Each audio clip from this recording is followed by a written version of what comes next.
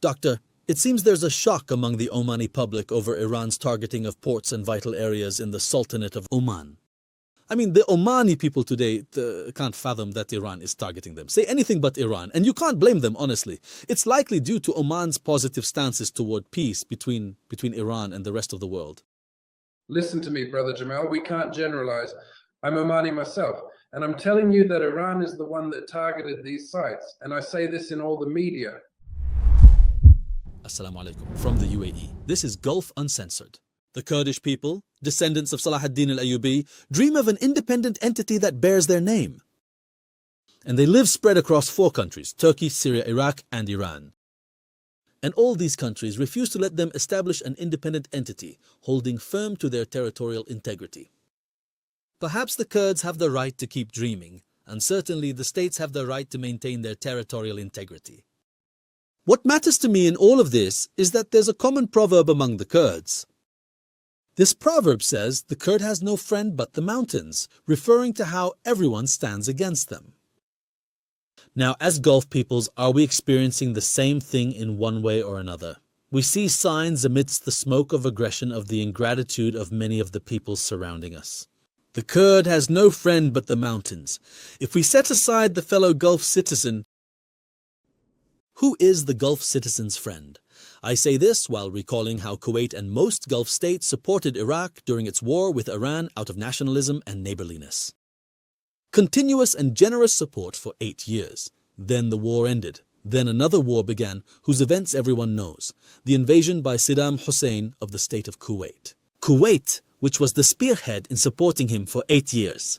Then years passed, Saddam Hussein's regime fell, and a new regime arrived that owes some credit to Kuwait. Why? Because from there, American forces launched to topple Saddam Hussein's regime. Then what? A week later, Kuwait is receiving drones from Iraqi soil once again, and there is no power or strength except with God. That's the story of the far north of the Gulf. Today our story is similar, but from the far south of the Gulf, about the kind and dear Oman.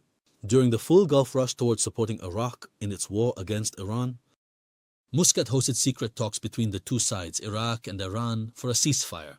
And the Sultanate of Oman rejected the call to boycott Iran and isolate it diplomatically and economically in 1987. Imagine. According to researcher Basma Saeed, Oman agreed to represent Iranian interests in Western countries where Iran has no diplomatic representation years later. Oman also hosted direct and indirect secret meetings between American and Iranian officials. This was in 2011, and maybe before that, which laid the foundation for the official negotiations that ended with the Iranian nuclear deal in 2015, years later, specifically in 2018. Following Netanyahu's visit to Al Barakat Palace in Muscat, there were reports of new Omani mediation efforts to calm tensions between the United States of America and Iran. Yusuf ibn Alawi, the foreign minister at the time, stated that his country was ready to provide assistance to avoid conflict between America and Iran. Indeed, the first rounds of negotiations mediated by Oman began in Muscat on April 12, 2025. A long history of Omani kindness towards Iran. Then what? A result similar to Kuwait's with Iraq in 90, after all that was given. And Oman endured to maintain a balanced relationship with Iran. We expected Iran to bomb Tehran itself before thinking of bombing Oman, but the bombing happened, just as the invasion of Kuwait did. And it targeted Oman's most precious assets, the lives of its citizens, oil storage, and ports. What's left? Where are the nights of mediation and days of talks? Where are those days? Where are you? Oh, absent one. We have many, many such stories. Qatar, for example, was the mediator between Hamas and the Israelis, and instead of receiving thanks, it received an Israeli shell that assassinated one of its citizens. Many stories always bring to mind the Kurdish proverb, "The Kurd has no friend but the mountains." So who is the Gulf citizen's friend if we exclude other Gulf citizens? I'm starting to wonder if the fault lies in our excessive kindness or in the ethics of others. I'm starting to doubt, like the poet's verse, "From all the scoundrels I've seen in my life, I'm starting to doubt if villainy is a virtue." Do we really live in an environment that considers villainy a virtue? I now have what could be the beginning of dispelling that doubt. My guest from Muscat is Dr. Mohamed Alaraimi, researcher and writer on political and strategic affairs and chairman of the Omani Journalists Association. This man is known for his frankness and clarity. Welcome to the show, and first tell me, how is Muscat? Muscat, thank God, is living its finest days, especially during these blessed days, the holy month of Ramadan. May God bring it back to us and the sisterly state of the UAE with blessings, prosperity, joy, and happiness, God willing. Doctor, I'll start with a direct question, and I hope for a direct answer, because there's been, a lot of confusion about the reality of what's happening. Oman has been subjected to more than one attack. The port of Salalat and the port of Ad-Dakham were targeted, and the latest attack was the strike in Suhar, specifically in the industrial area in Al-Awhi. Who is targeting Oman? In fact, the Sultanate of Oman is a strategic country. And regarding this thorny issue, which is the Iranian-American-Israeli war, there has been a lot of confusion surrounding it. There have also been many inputs, whether rhetorical, political, or even military. Consequently, no, there hasn't actually been any announcement or statement from the Omani authorities regarding who is behind this attack. This serious attack, which undoubtedly targeted, strategic sites, whether in Dhifar, Muscat, or even what we heard today and yesterday in Musandam and Suhar, most, if not all indicators suggest that these missiles are coming from Iran, but there are some indicators, and this is not an official matter, actually some of those who spoke on this subject, and I actually rule it out because I consider it street talk. Nothing has come from the Omani government. Any statement that proves conclusively where these missiles came from. But God Almighty created a mind for humans to be able to perceive most of the things happening in the square they live in. My personal conviction, I, as Muhammad, believe that if not all of these missiles are coming from Iran, then perhaps most of them are. Yes. Well, Doctor, Oman has played a fundamental role as a positive neutral party, always trying to mediate diplomatic solutions between Iran and the world powers. Now, after the latest attack, Omani statements have come out that avoid mentioning Iran or holding it directly responsible in the statements issued by the Foreign Ministry. There might be an understanding for that we don't want to escalate the media rhetoric against Iran and want to handle the matter diplomatically. But this approach has created a vacuum in public opinion, filled with a narrative, and it opened the door to misleading public opinion and a wide door for interpretation, which, caused a major imbalance. Well, as for the matter of interpretation, it will gradually emerge through various social media sites. Whether or not the Omani authorities have specifically mentioned where these missiles actually came from. Therefore, I believe that not mentioning it is wisdom, and wisdom, as they say, is Omani. So I assure you and your esteemed viewers that the Sultanate of Oman and its security agencies know exactly where these missiles came from. But the question that arises, let's, flip the question, even if, for instance, the Omani discourse stated that these missiles, whether they came from Iran or from Israel or even from the American warships deployed in the region's seas, what would be the benefit? Oman always has a broad and long-term vision, and so we've always seen it trying to manage and resolve these issues. Regarding Iran, the Sultanate has actually provided, in consultation with our brothers in the Council countries, all possible support, truly out of the Sultanate's belief that tension in this sensitive region affects not just our Gulf countries, but the whole world. It will have a negative impact on Oman. Initially, because Oman borders two seas, the Sea of Oman and the Arabian Sea, and also the Strait of Hormuz. So Oman decided, and this is wisdom, Omani wisdom, I believe, not to slide into such pitfalls that serve no purpose. We know that the media all over the world wants to get content to attract viewers or listeners. Believe me, my dear brother, there's really no benefit here. This is simply my own personal reading, but honestly, there's just no benefit. Thus, even when the doors finally closed in Geneva and the negotiators returned to their respective countries, I believe Oman realized that the United States of America and Israel would launch a war against Iran. I personally believe, and as far as I can tell from my personal reading, that this important decision was made some time ago, not on the day the negotiations in Geneva ended. So there's a real gulf fear of Iranian expansion or even Israeli expansion in the region. Consequently, the Gulf states, unfortunately, were caught in a pincer, the danger of Israel expanding, which was announced at the United Nations by the occupying state and also by some or all Israeli officials. And also through the various threats that we have seen and experienced over more than 20 or even 25 years since 1979. That was when Khomeini wanted to export the revolution from Iran to the Gulf countries. And so the Gulf states were living with this ongoing concern. And perhaps the Cooperation Council, which was announced on May 25th, 81 in the UAE capital, Abu Dhabi. Perhaps the main goal was a military one, not economic, and one thing leads to another, as they say. I believe the establishment of the GCC at that time was aimed at curbing the Iranian threat, which sought to export the revolution and to displace the political regimes in the Gulf states collectively. This was no secret. It was declared by Khomeini and the politicians in Tehran. Consequently, the Gulf states, thank God, focused on development over the last 50 years, on human development, on urban development. And what we truly see in terms of progress in the United Arab Emirates, whether in Abu Dhabi, Dubai, or the other Emirates, and what we also see in terms of progress in the Sultanate of Oman and the rest of the Gulf states, is all due to the fact that our governments and political officials did not get caught up in nationalist arrogance or the arrogance of high-flown political rhetoric, dragging their countries into constant wars. We have seen now how these resources have been destroyed, the resources of the people. No Arab nation is stable now. They are all displaced, except for the Gulf states. Speaking of which, what is this targeting, whether it is Iranian targeting, whether it is Israeli targeting or Western or American targeting of this region, if not for the economic resources and the investment potential in these countries, our 6 nations are no longer marginal states today as they were in the 60s. The 60s of the last century, our countries have now become established, influential, and active players in political, economic, and security matters.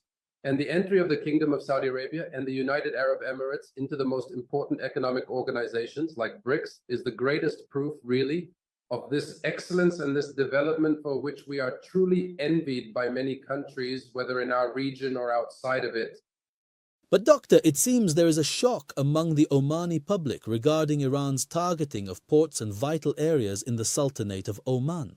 I mean, the Omani person today cannot fathom that Iran is targeting them. Say anything but Iran, and you cannot blame them, honestly, perhaps because of Oman's positive stances toward peace between Iran and the rest of the world. Forgive me, my brother Jamal, we cannot generalize. I personally am Omani, and I say that Iran is the one that targeted these sites, and I mention it in all media outlets. Therefore, generalizing in such matters, I do not see it as being accurate either. As an Omani citizen, as an Omani, I have said in many interviews that most, if not all, of these drones that targeted the Sultanate coming from Iran, and so this is one narrative and that is another. In fact, we must not believe everything that is published in the media. But why did Iran do that? Especially on social media platforms, because we know as media professionals, there are fake platforms impersonating Gulf identities, using Omani and Emirati names and photos, aiming to tarnish this image. What I want to emphasize in this interview is that the bond between the United Arab Emirates and the Sultanate of Oman is vast enough to fill 3 seas: the Gulf, the Sea of Oman, and the Arabian Sea. Therefore, the bilateral relationship between Oman and the Emirates is a deep-rooted, evolving one, and perhaps the largest investor in the Sultanate of Oman is the United Arab Emirates. Consequently, this brotherly, familial relationship means there isn't a single household in Oman that doesn't have relatives in the UAE, and vice versa. So we must not be swayed by what is published and broadcast on social media platforms, or even by some suspicious media outlets from Israel, Europe, or even within the Arab world. What exists between Oman and the Emirates, we know it well in the Sultanate of Oman, and you know it well in the United Arab Emirates. True. May God preserve the glory, prosperity, and security of the Emirates, Oman, and all the Gulf states. Hopefully this crisis will pass. But doctor, why would the Iranian regime target a sincere mediator like Oman? How can the president apologize one day and target Oman the next? Look, my dear brother, let me be clear with you. The regime in Iran, whether it's the Revolutionary Guard or the political decision makers in Tehran, they haven't just targeted Oman. All Gulf capitals have been targeted. My personal reading as a political researcher is I believe Iran wanted to export its internal crisis and expand it as much as possible. It knows that the Gulf states have strong global economic ties. From the Strait of Hormuz alone, which Tehran tried to close, 22 million barrels of oil pass daily. Therefore, Iran is currently in a crisis, and we must also understand the depth of this crisis Iran is facing. Iran has now entered, or rather entered 14 days ago, a conflict with the world's greatest power. And even if this conflict is halted in one way or another, Iran will never return to what it was before. Iran will need 20 to 30 years to re-emerge on the global stage. And I believe that this crisis might be brought to a halt in the coming days for several reasons. Do you expect the war to end soon? I expect it before Eid, yes. Before Eid, the war ends? Yes, before Eid, this war will end because the world cannot bear this escalation and the rise in energy costs when we talk about the Gulf states. And about the Strait of Hormuz, I mean, we are not talking about the marginal region in the world. We are talking about a pivotal region. The other thing, Israel, the occupying state, cannot actually withstand Iranian missiles for more than 12 days, or even in the best case, a week. Israel is now paralyzed, and therefore there are many factors. Also, the American president cannot continue to indulge in this war more than he already has, because there are pressures from Congress. There might be a split in his government. There is also populist pressure. The price of a barrel of oil rose in 12 days in America from $1.70 to $4 now. So these are all factors that they have now declared, the Americans and the Israelis, they are a party. We, as Gulf states, are not a party. And the Gulf states, from the beginning, all Gulf states collectively said that we will not allow the passage of weapons and missiles through our territories, nor will we provide facilities. This was a clear message from all Gulf capitals, confirming that the Gulf states are not a party to this war. But Iran, the United States of America, and Israel wanted to drag the Gulf states into this war. Were it not for God's mercy and the balance of our leaders in the Gulf states and their political wisdom, we would have fallen into a great trap. Doctor, The plan was to involve the Gulf states. The plan was to bring the Gulf states into this war between Iran and the Gulf states, and after that, America and Israel would withdraw and sell us weapons. And has this plan failed, in your opinion? Yes, it failed. It failed for many reasons. First, because we have leaders, may God protect them, seasoned politicians, educated, who understand such matters. What happened in Iran, I won't hide from you, my dear brother. What happened in Iran was not a coincidence and was not a surprise. For the Gulf states, they knew that in the end, even Iran knew that in the end, it would enter into a conflict with the United States and with Israel. This is no secret. All right. Doctor, you spoke about the end of the war before Eid, but how will it end? What is the result? Will the regime remain as it is, the Wilayat al-Faqih system? Yes, as a personal reading, Donald Trump will come out and say, I won because I killed the head of evil, which is Ali Khamenei, and I achieved my goals in Iran. Generally, the platforms and ballistic missiles were destroyed. The Iranian foreign minister, Abbas Araghchi, or even the Iranian president will come out and say that the regime hasn't fallen. And the scenarios will be prepared one way or another, and Hollywood-style movies will come out. But the relationship of the Gulf states with the Wilayat al-Faqih regime, if this scenario actually happens, how will the Gulf states deal with Iran after the war? I personally don't believe that the situation that developed over the past 4 years between Iran and the Gulf states will return. The situation will worsen and won't return to how it used to be, but there is a difference when Iran is strong and a difference when the Gulf states deal with a weak Iran. I believe that this is an opportunity for the Gulf states because we had a boogeyman, we had a problem with Iran, we had a force threatening Iran. We must now activate the Cooperation Council and create a force. Now, a danger has been removed from the Gulf region as a whole. But we must also restore the Cooperation Council to what it was, move away from discord, move toward unity, and move toward a unified army.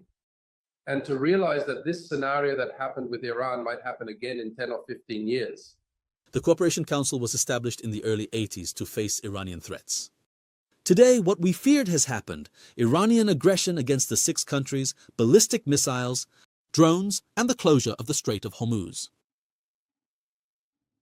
But the Council is at its weakest point. I mean, up until this moment, no Gulf capital has called for an emergency meeting of the leaders, presidents, and kings of the Gulf states. Why? I mean, this is a question being asked, Doctor.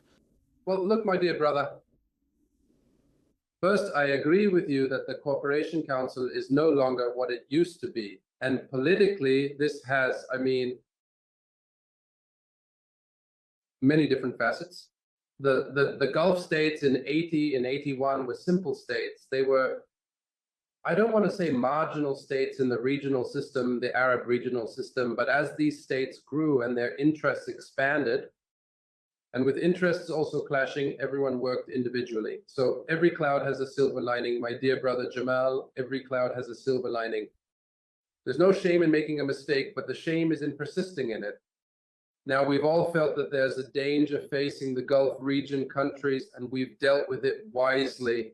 I believe that this relationship will be strengthened in the coming period because the threat isn't just from Iran. Any country or group, whether Gulf or non-Gulf, that can be infiltrated and divided, other parties will not hesitate to step in.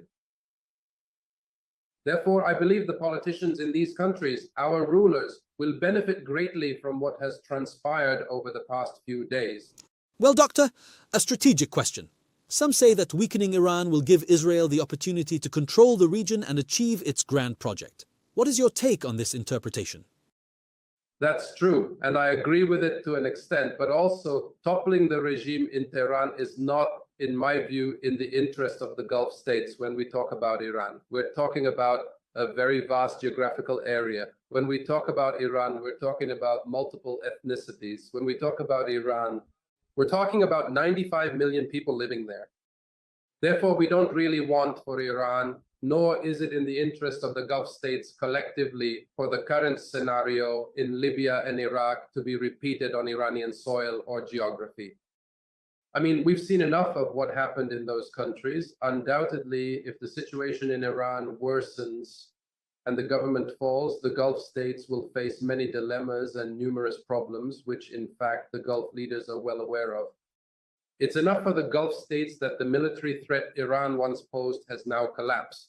As for the nuclear file, that's over, and it was a major threat. Regarding ballistic missiles, I believe this file is also closed, and all these platforms have been destroyed. And these missiles, as well as the Iranian proxies operating in Yemen, Lebanon, Syria, and now also in Iraq, I believe Iran will abandon them because the political system in Iran is pragmatic, dealing with realities from a pragmatic perspective and a pragmatic standpoint. Therefore, I believe the danger that was facing the Gulf states has completely vanished or is significantly on the verge of vanishing. Well, Doctor, why did the Arabs abandon the Gulf states? I mean, at the very least, even the statement from the Arab League was extremely weak. I definitely noticed that. It's true that there is some blame on the Arab League, but honestly, the Arab League is currently in a state of real weakness. I mean, what exactly can the Arab countries actually offer the GCC besides making statements which, in my opinion, I believe they didn't even manage to issue a decent statement. That's the problem, Doctor. Are of no use whatsoever. With all this crisis hitting the region, the political systems in these countries must learn from it. There are no, Churches says there are no permanent enemies and no permanent friends, only permanent interests. Therefore, we must learn from these lessons. No Gulf state will benefit except through Gulf unity. The UAE will only benefit from the Gulf states, and the Gulf states will only benefit from the Emirates. So we must work, once this crisis clears, on joint Gulf action. And I believe, as I mentioned to you earlier, it's not a mistake to make a mistake, but it's a mistake to persist in that mistake and continue. I believe the Gulf states have the potential and the resources God has blessed them with, which is more than enough. And the Gulf states can they can build upon these available capabilities. We don't really need the outside world if we unite among ourselves and work together, doing what's required to protect these countries for the welfare of this society in the Gulf states. I believe we're capable of achieving this goal. All right, I'll conclude with you, Doctor, with a question about Oman. Where will Oman head after the war? You say the war will end in a week. Negotiations failed, war broke out, the war ended. Will Oman return more to its Gulf depth, or will it maintain its neutral stance, which some interpret as being more sympathetic toward Iran?